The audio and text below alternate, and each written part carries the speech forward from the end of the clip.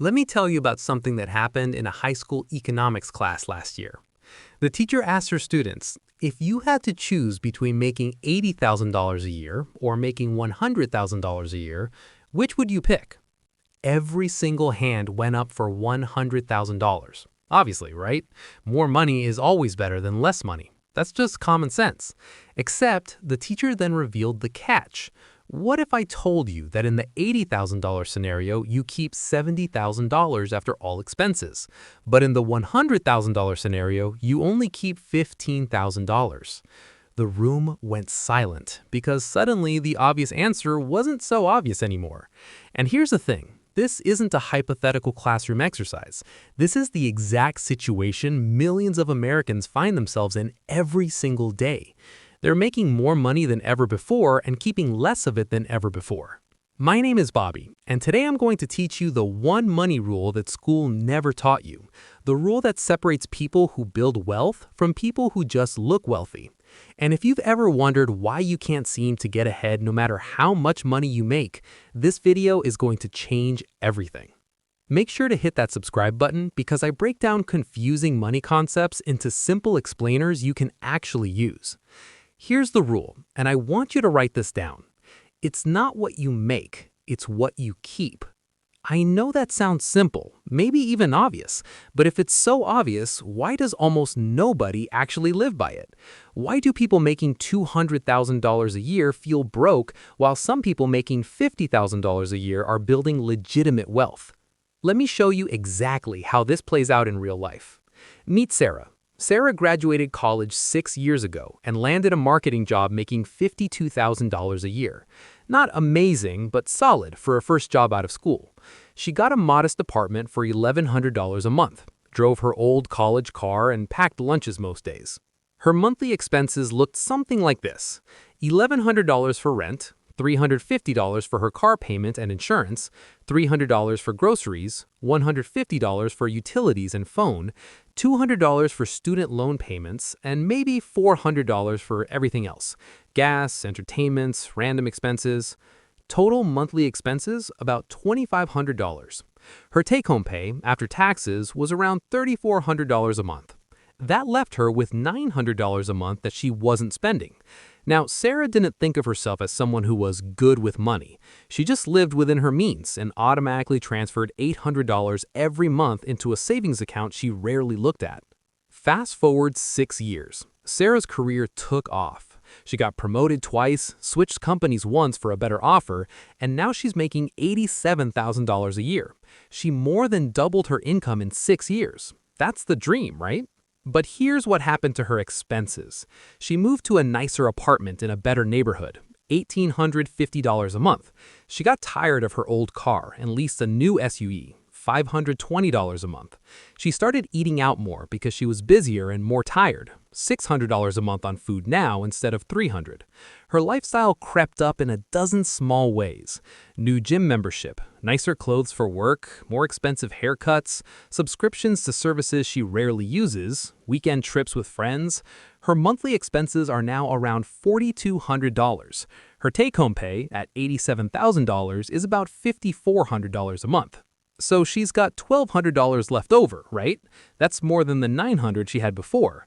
Except it's not, because she also started contributing to her 401k to get the company match, which is smart. And she got a dog, which she loves, but that's another $150 a month in pet expenses. And her student loan payments went up because she refinanced. By the time everything is accounted for, Sarah is now saving about $400 a month. She makes 67% more money than she did 6 years ago, but she's saving less than half as much. She doubled her income and cut her wealth building in half. Now, let me show you someone else. Meet James. James graduated the same year as Sarah and got a job making $48,000, actually less than Sarah started at. He never got the big promotions. He switched jobs once and got modest raises along the way. Today, 6 years later, James makes $62,000. Sarah makes $25,000 more per year than James, but here's the twist. James has $68,000 in savings and investments. Sarah has $34,000. James has literally double Sarah's net worth despite making way less money. How's that possible? Because James understood the rule. It's not what you make, it's what you keep.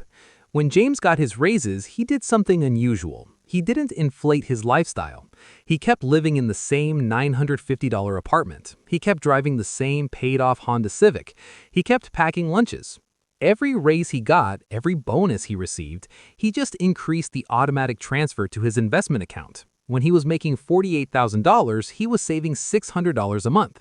When he got to $62,000, he was saving $1,200 a month. He kept the exact same lifestyle and just banked the difference. His quality of life barely changed, but his net worth exploded. Meanwhile, Sarah's quality of life got a lot nicer. Better apartment, better car, better meals, but her net worth grew slower despite making way more money.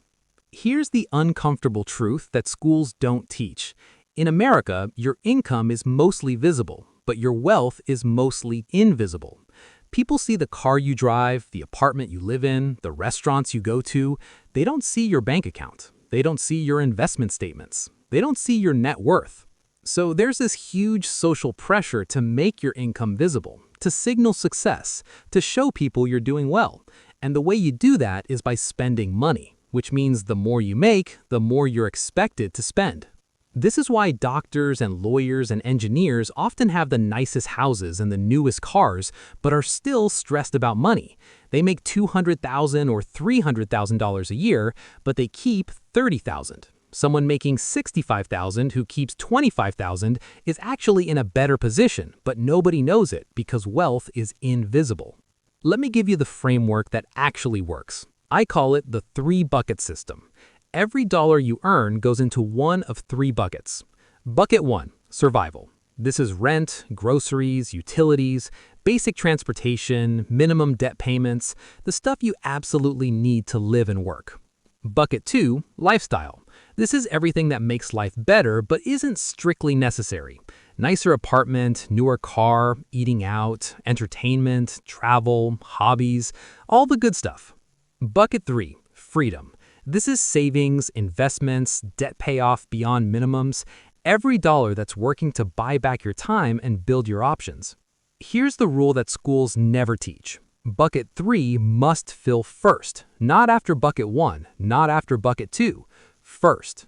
Most people fill Bucket 1 until it's covered. Then they pour everything else into Bucket 2 until there's nothing left for Bucket 3. That's why they stay broke no matter how much money they make. The wealthy do it backwards. They decide how much goes into Bucket 3 first, let's say 20% of gross income, right off the top. Then they fill Bucket 1 with essentials, and whatever is left, and only whatever is left, goes into Bucket 2. This means your lifestyle is the variable, not your savings. When you get a raise, Bucket 3 grows automatically because it's a percentage. Bucket 1 stays mostly the same, and Bucket 2 can grow a little, but it doesn't explode to consume everything.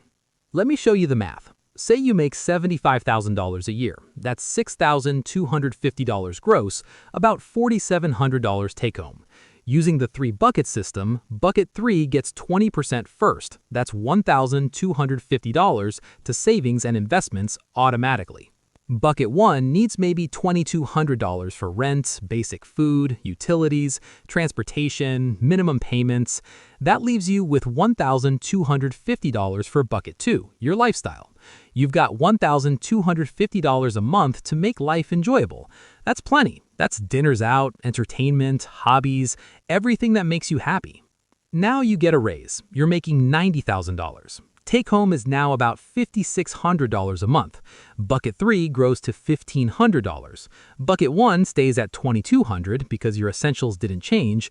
Now Bucket 2 has $1,900 to play with. Your lifestyle improved by $650 a month, but your wealth building grew even more.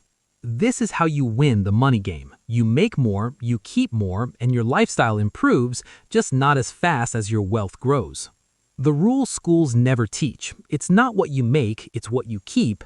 It sounds simple, but it's the difference between looking rich and being wealthy, between impressing strangers and sleeping well at night, between making $100,000 and keeping $15,000, or making $80,000 and keeping $70,000.